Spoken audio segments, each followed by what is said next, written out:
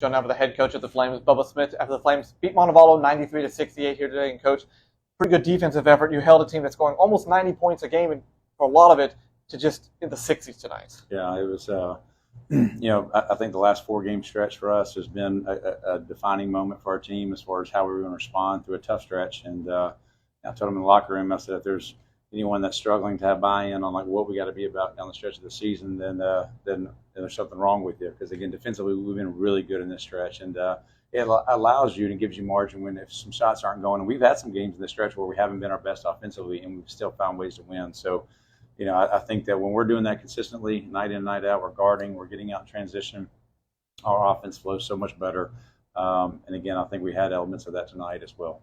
Now, in the first half, we saw Noah and Jamarcus basically have their way down low, doing whatever they wanted. Second half turned into more of a three-point shooting game for the Flames. Had 13 three-pointers in the contest. Well, it's kind of the talk at halftime, going back and forth between the two.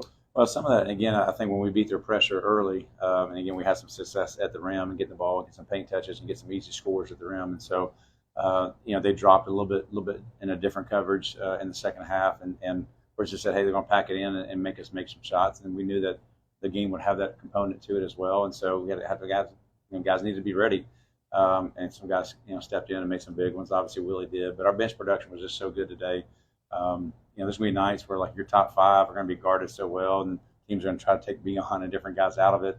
But when you start getting good bench production like we have right now, it's really, really good to make a run down the stretch of the season. Talked about the bench, and we've seen Willie and Zach play quite a bit throughout the season, but now we're seeing like Tylon and Jamarcus get more and more playing time. How important is that for them as we go down this final month before the postseason? Yeah, it's important, and I told them that the reason why those guys are getting some opportunities is because they're getting better defensively. And sometimes when you got young players out there, there's such a big learning curve their first year playing college basketball, and so getting in the right spots, attention to detail, assignment basketball, those guys have taken a big step defensively, and that's why they're getting more opportunities. And so, again, that's the message we told the team of like, hey, you got to be about defending and rebounding.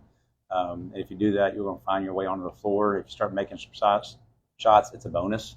And so, but that's where those guys have made a big jump for us. Flames get the 25-point victory.